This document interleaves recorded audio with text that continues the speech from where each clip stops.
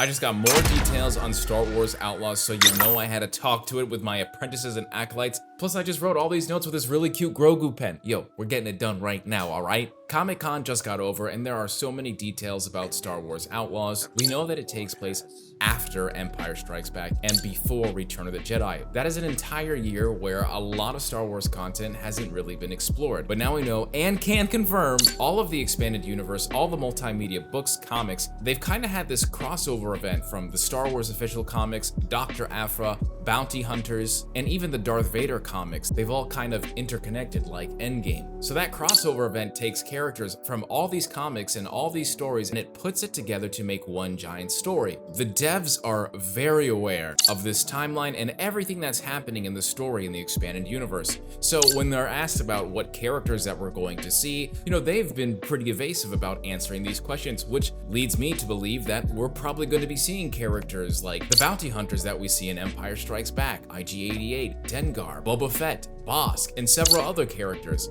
And a lot of these bounty hunters all have ties to a lot of the crime syndicate that we're going to see in the video game. I cannot tell you how much I've wanted to see a lot of these characters go into a video game. I really hope this happens, fam, because I love bounty hunters, I love the expanded universe, and I love seeing these crossover events. I love seeing these characters that we see in books and comics come into the video games, come into live action, and I think we need more of that. Now, we have a new crime syndicate that's going to be featured into this video game, and that's the Ashiga clan. The Ashiga clan we don't really know too much about, but I did get some details. Now, we've never really seen them before, so I don't know what to expect. Now, apparently the Ashiga clan is very insect-like, and they operate like a hive mind, which I think is very compelling to see them as a crime syndicate, so I wonder how they're going to interact with not only us, but also the rest of the game and the other crime syndicates inside the Star Wars Expanded Universe. And we did get some details about their gameplay, because every single crime syndicate is going to operate differently when we encounter them, and specifically, the Ashiga clan is very ferocious, very vicious, and they're also apparently amazing at detecting stealth. Now we have this new crime syndicate, these new bad guys that let's introduce a new crime syndicate. Let's introduce this planet that we've never seen before. Now they have so much free reign to do whatever they want. The Empire, which is the evil police of the galaxy, they didn't really care about the crime syndicate too much, and often they would have partnerships with the Imperials. So I wonder what's going to happen in this video game. Are the Imperials still going to be trying to benefit from their existence, or are we going to see some type of collision between the conflict of the Empire and, of course, the criminal underworld? And I don't know how our character, Kay, is actually going to interact with that relationship as well, because I really believe that she's going to be evading not just the Imperials, but of course the main criminal syndicates. And that's what I really love, is you can totally tell that these devs care about the expanded universe. I can't tell you how much it means to me when people that aren't necessarily used to working in Star Wars take the time to research the books, the comics, the expanded universe, not just what's in canon now, but what came before. That says a lot about how much passion they have, because not only do they care about it, about making a game for themselves, but they also care about us and what's pre-established in Star Wars as what it means to us fans. They have specifically used the words represent Star Wars as it was built. Original design, familiar but fresh, and that really does make me believe that they really do care about this. They want the experience that we've been longing for in the first official open world Star Wars game. Yes, we've had MMOs and RPGs that have given us open world-ish, but this is the first time that we're actually going to be getting this in this modern age, and I cannot wait for it. The devs have even talked about how they had this whole pitch deck created, and they had a huge amount of planets that they wanted us to explore. They did apparently narrow it down to some of the Star Wars planets that we've seen, and of course there's even planets in there that we don't know yet, so I can't wait to see what all is in there.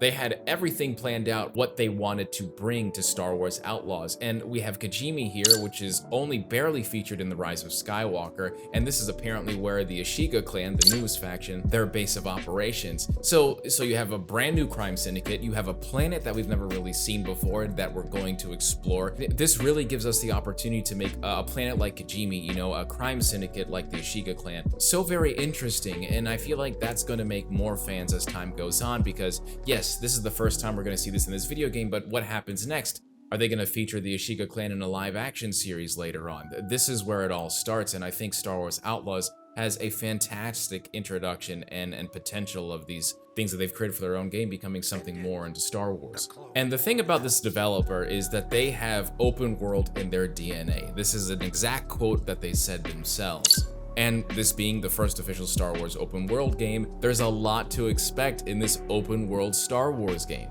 And both the creative and narrative directors are telling us that Star Wars Outlaws is an open world game. You're not just stuck or confined to one narrow, predetermined street. It's not constricting you from exploring everything else. And they said specifically that you will be distracted. There will be events and things happening around you and places that you want to explore, and you can go and do those things, and the world is going to react to it. You can go up to the cantina, you can talk to a smuggler, you can take their contract, go out and explore and find something. And that is what open world Star Wars needs. This is a direct quote from what they said in their panel. Players can go anywhere and they can make their choices. Now, I think this quote is directly for the planets that they've created, because they talk a lot about Tashara. Tashara is one of their original planets that they've created, and we've seen it in the gameplay overview trailer. And the one thing that sticks to me out the most is this giant freaking mushroom mountain. And apparently there's this entire city that was built into that structure, and that's one of those things that, yes, I would want to go there before I do any of the main quests. And that's what open world should offer. It should offer the mystery, it should offer the exploration, and doing this in a Star Wars game is absolutely incredible. And yes, we are going to have new places, but we also have old places like Tatooine. And I know everyone's excited about Tatooine, / sarcasm, but I always loved Tatooine. I want it in everything. It's just a staple in Star Wars, and I think it always needs to be there. And for someone like me that wants to explore Mos Eisley, wants to explore Jabba's palace, they had this to say: if you've ever wondered the distance between the moisture farms and Mos Eisley, we have an experience for that. Oh my god, bro, give me the game now, man, give me it. I'm fine. If that's actually going to be a thing, if I can actually walk from Mos Eisley to the moisture farms, to Jabba's palace, to the Dune Sea, these are things that I've always wanted. You know, we get a little glimpse of that in Book of Boba Fett, but this is actually living in Tatooine, seeing everything. If they do that with every planet, oh my god. Ooh. Now, we're talking about exploration, we're talking about seeing the world, and the one way you see the world is with the Trailblazer. That's right, the ship. Ships are literally the heart of Star Wars, fam. They are floating houses in space, that hyperspace travel. And the cool thing about this is, yes, it is gonna be a house. We can go in there, we can live to a certain extent, and we can talk to our crew.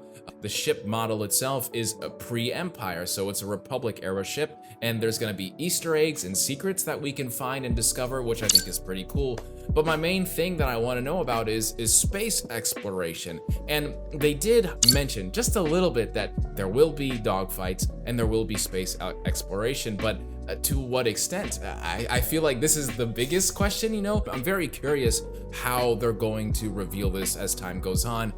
Man, but I just want to know more about the space. I want to know more about exploration, fam. Okay, what do we got going on? But what are you most excited for? Is there something that you want to hear that you haven't heard them reveal? Star Wars Outlaws seems to be shaping up pretty damn well, better than I expected, and I am so very excited. I want the game now. Games like this never really come around, especially in the Star Wars galaxy. I'm pretty damn excited that we're getting it, and it cannot come soon enough. Make sure you subscribe, apprentices and acolytes, because you know I'm always going to be talking about Star Wars. And if there's anything that you want me to discuss about Star Wars Outlaws, make sure you write it in the comments below, and I'll see you around, fam. All right? Deuces.